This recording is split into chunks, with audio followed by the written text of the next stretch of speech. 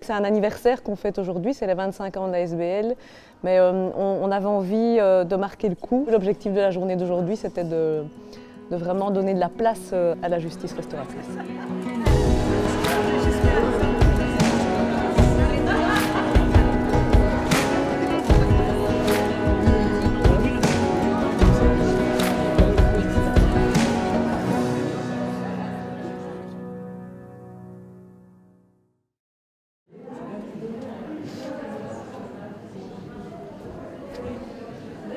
Quand je me bats, ça prend souvent des... Je contrôle plus. Je contrôle plus, c'est la peur de mourir. Arpège Prélude, ils m'ont aidé à rentrer plus en profondeur dans le problème, à prendre conscience de mes émotions et à éviter ce genre de situation. La justice restauratrice, c'est un peu une approche différente de la justice classique où vous avez un justiciable qui est poursuivi, qui est jugé, à qui on impose une peine. Et cette peine, il faut le reconnaître, est souvent exécutée, est une peine d'emprisonnement exécutée en prison. Alors on parle souvent d'alternative, moi je n'aime pas le mot alternative, je parle d'autonome. On a ces peines autonomes qu'on veut bien entendu promouvoir et dans laquelle Arpège, la formation Prélude s'intègre tout à fait parfaitement. Donc l'idée est de dire, mais répondons à autre chose que la prison. La prison, on perd son temps, c'est un temps perdu. Les gens sortent en moins bon état que quand ils sont rentrés, avec moins de moyens. Donc en termes de récidive, c'est très mauvais finalement, la prison. Arpège Prélude, c'est un service d'encadrement de mesures judiciaires alternatives, donc alternatives à la prison. Et donc l'objectif, c'est vraiment de proposer des formations. La formation, c'est une condition judiciaire et qui s'adresse à des auteurs de délits qui ont occasionné une victime. Donc personne ne vient de son plein gré, ils sont envoyés par la justice et donc ils viennent faire 50 heures. Donc c'est une sanction entre guillemets et pendant les 50 heures on leur demande de venir travailler en groupe sur trois modules. C'est le travail sur la citoyenneté, donc parler de la justice, etc. Le travail de gestion de conflits et puis il y a tout le travail de sensibilisation au point de vue de la victime. Donc c'est des séances qui ont lieu 1 à 2 fois par semaine et ils doivent être réguliers, présents dans le temps, ils ont des règles à respecter et s'ils respectent ces règles, en fait, nous on estime qu'ils ont un peu atteint les objectifs de la formation et qu'ils ont rempli leurs conditions judiciaires. Donc l'objectif, c'est de leur permettre d'en finir avec la justice, mais de travailler sur eux-mêmes par rapport au délit. C'est vraiment faire réfléchir. La formation, elle a été de 50 heures. Ça reste, comme je l'ai dit tout à l'heure, ça reste une punition. Ça a été, on va dire, que des désavantages. Parce que voilà, j'ai dû trouver du temps pour moi, prendre sur mon temps personnel pour aller à cette formation. Et durant le trajet, je me remettais en question déjà. Je me disais, voilà, pour des bêtises qui datent, pour ma part, qui datent de quelques années, voilà ce que je dois faire maintenant. Et rien que ça me permet déjà de me remettre en question. Avant d'arriver à la formation, j'ai déjà appris quelque chose. Donc c'est déjà bénéfique. Je m'exprime beaucoup plus. Quand ça ne va pas, je le dis. Avant, je ne disais rien. Je buvais et je pétais des douilles. J'étais plus renfermé sur moi-même. Tandis que grâce à Prélude, je parle beaucoup plus. C'est mieux aller à la formation là que de se retrouver en prison. Et là, il nous faut comprendre pourquoi on a commis les délits et tout ça. Nous pensons qu'effectivement, le fait que l'auteur puisse identifier ses émotions, ses besoins, ses croyances, va permettre de créer un décalage et de l'ouvrir à d'autres choix d'action possibles. Des choix d'action qui seront plus respectueux et de lui et des autres. Et donc c'est en ce sens que ça contribue à un apaisement du lien social et à une forme de justice restauratrice. Nous l'invitons donc à cheminer, à explorer son mode de fonctionnement par rapport aux émotions, aux croyances, aux conflits, aux besoins qui sous-tendent aussi leurs actes. Le but étant de questionner le sens de la transgression. Alors, au travers d'outils inspirés de la communication non violente, l'objectif, c'est d'amener vraiment l'auteur à comprendre comment il a pu arriver à se poser cet acte-là. Donner du sens pour permettre de redonner du choix, en identifiant des leviers sur base desquels un changement va être possible. Des choix d'action qui seront plus respectueux et de lui et des autres. Et donc c'est en ce sens que ça contribue à un apaisement du lien social et à une forme de justice restauratrice. En fait, j'ai attrapé une de ces boules et comme je n'ai même pas parlé, donc je tenais tout en moi. Et bon, à force de tenir tout en soi, à un certain moment, c'est comme une cocotte minute. Hein. Une fois qu'il y a trop de pression, ben, faut que la pression dégage, il faut qu'elle parte. Et moi, c'est ce que j'ai fait, mais bon, j'aurais dû penser autrement, quoi. On va leur proposer sur une ligne du temps qui a pour point final le fait d'avoir commis le délit, de remonter dans le temps et d'identifier pour eux quels sont les événements qui ont un lien direct ou indirect avec le délit commis. Après, quand ils ont identifié les événements, on leur propose d'associer à chaque événement qui a un lien avec ce délit une émotion. Donc on leur donne des petits post-it de couleur. Et puis dans une autre couleur, on leur propose d'associer le ou les besoins qui ont été touchés en fait, lors de ces événements, qui n'ont pas été rencontrés. Alors c'est un exercice qui est d'abord individuel, la ligne du temps, ils le font de eux à eux, mais après c'est débriefé en groupe. On part des besoins des personnes et on travaille. Parce qu'attention, ces besoins, ces vécus des personnes ont débouché sur de la violence, ont débouché sur de la délinquance. Et donc, on identifie cette problématique de départ, mais on part de la réalité des gens pour quelque part voir quels sont les outils, les moteurs de changement. Je vous ai représenté ici un petit peu les grosses étapes de la dynamique de groupe. Vous voyez, l'étape 0, c'est avant qu'ils rentrent en groupe. On a des individus qui n'ont aucun lien entre eux, tous justiciables, mais a priori ne se connaissent pas. Et puis l'étape 1, c'est quand ils arrivent dans le groupe, à la première séance de groupe, arrive un petit peu, je vous ai représenté tous des petits jeux de différentes couleurs, un peu comme des individus exacerbés qui sont là en train de s'affirmer, voire de se suraffirmer sur la défensive, avec la crainte aussi des personnes avec qui ils vont se retrouver et comment ça va se passer dans le groupe.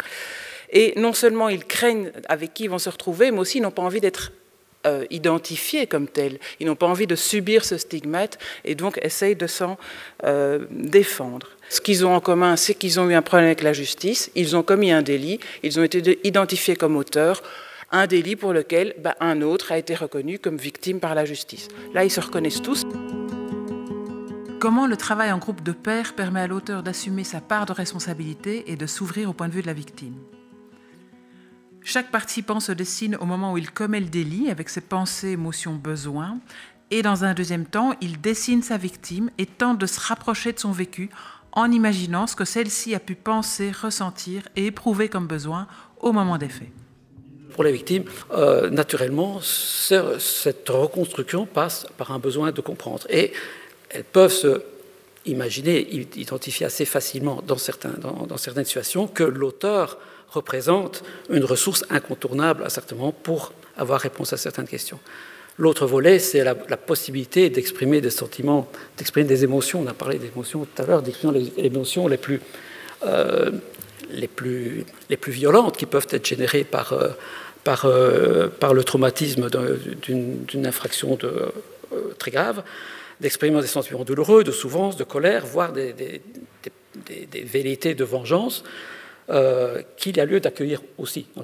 Donc c'est le fait d'accueillir tout ça qui rend légitime et utile la démarche des victimes dans une démarche réparatrice, parce qu'elles peuvent utiliser cet espace à cette fin.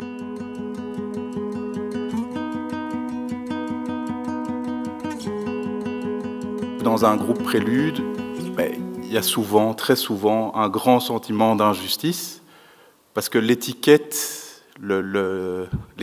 pénale qui a été collée, ou en tout cas la manière dont ils l'ont ressenti, c'est qu'ils sont 100% responsables et que l'autre est 100% victime.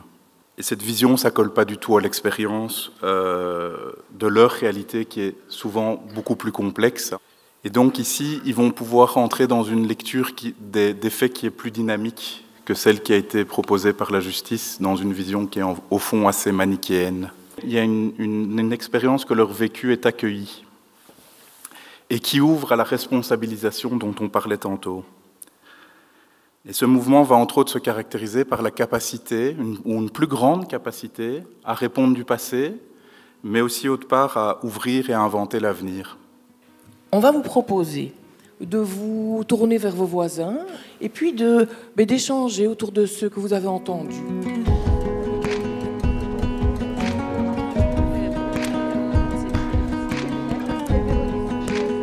S'il y a des infractions qui vont éviter de mettre ensemble, oui, en fonction de la personnalité, de la cité par rapport aux origines. Oui, ça aussi.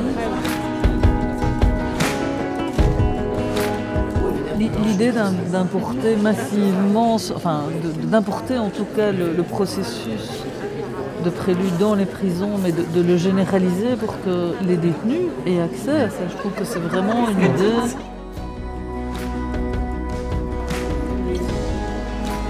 Alors vous allez choisir un frein ou un moteur, en se disant mais il y a peut-être des choses qui sont à moyen terme.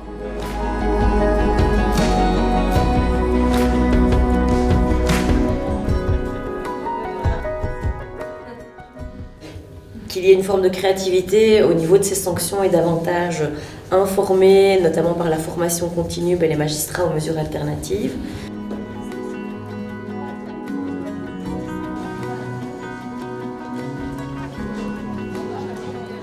Ils prononcent des peines de 4 ans, de 8 ans sans se rendre compte qu'ils vont foutre la vie en l'air d'une famille, d'un sans penser systématiquement aux peines autonomes. C'est exigeant. C'est exigeant. C'est pendant 6 mois qu'ils doivent venir 2 heures semaine, ou bien pendant plusieurs samedis, pendant 3 mois. Ils doivent renoncer à des activités, ils doivent prendre des bus, ils doivent être à l'heure. Enfin, et quand ils sont au bout, ils sont fiers ou ils sont soulagés, mais c'est une peine. C'est une peine intéressante, mais c'est une peine. La justice belge m'a donné une chance de ne pas passer par la case prison. Donc voilà, le choix est vite fait. Bon, moi je suis impliqué dans un projet de réforme plus global, donc un nouveau code pénal. Alors on a envie de dire c'est l'occasion à saisir. Alors je vais vous être très honnête, c'est pas gagné. Donc je pense qu'on doit vraiment parvenir aussi par rapport au monde politique, que le monde politique s'émancipe de cette idée toujours pénale-prison. Quelle est l'action concrète en fait qu'il faut faire et ce qu'on choisirait? Je crois que cette réforme du code pénal, c'est quand même un point très important parce que ça va ancrer symboliquement et marquer les choses. Je pense que parler de la prison en disant mais on fait des petites maisons de détention, je trouve ça toujours un peu problématique parce quelque part on humanise un lieu qui n'est pas humanisé et que la plupart, de toute façon, enfin le nombre de détenus qui sont envoyés en prison, voilà, tout le monde n'a pas besoin de cette incapacitation, si on l'entend comme ça, dans un sens restaurateur. Donc l'idée, ce serait quand même d'essayer de les vider massivement. Ici, il y a un témoignage derrière moi qui m'a frappé immédiatement. Un message d'une des personnes qui a participé à la formation, puisque c'est une formation, mais en même temps un peu une sanction, on voit d'ailleurs que c'est dur. N'écrasez pas mon avenir. Ça, c'est peut-être le message qu'il faudra adresser à la justice. Alors, pour moi, la peine est un peu un moment entre un passé c'est l'infraction, alors pour le vieux de la justice, c'est pas très glorieux, c'est une infraction, un présent, c'est le moment du prononcé de la peine, et un avenir incertain. Est-ce qu'il n'y a pas un risque qui recommence? On peut toujours répondre oui. Mais est-ce qu'on peut poser la question, est-ce qu'il n'y a pas une chance qu'il ne recommence pas? Eh bien, Prélude, la formation Prélude, pour moi, est cette chance. Et cette chance que de se donner les outils, c'est aussi la société, c'est aussi la justice pénale qui se donnerait les outils, mais aussi le justiciable qui est concerné, qui se donne les outils pour avoir cette chance de ne pas recommencer. Tout le monde va bien entendu s'y retrouver. Je vais citer quelque chose que vous connaissez par cœur et ça va peut-être vous sembler bateau, mais voilà ce que Victor Hugo déclarait il y a plus de 150 ans. Il disait « Ouvrir une école, c'est fermer une prison ». Et c'est vrai que cette phrase me plaît particulièrement et ça rejoint ce qui a encore été dit tout à l'heure par M. Van der Merch. Les peines alternatives, au final, ça peut finalement coûter moins cher, mais surtout, ça peut changer complètement un individu. Je vais juste reprendre les mots que j'ai entendus de Madame Lemon. Je souhaite un excellent anniversaire au valeureux tisserand d'Arpège Prélude. Je pense que c'était une très jolie formule qu'il convenait de répéter. Merci à tous et bon anniversaire encore.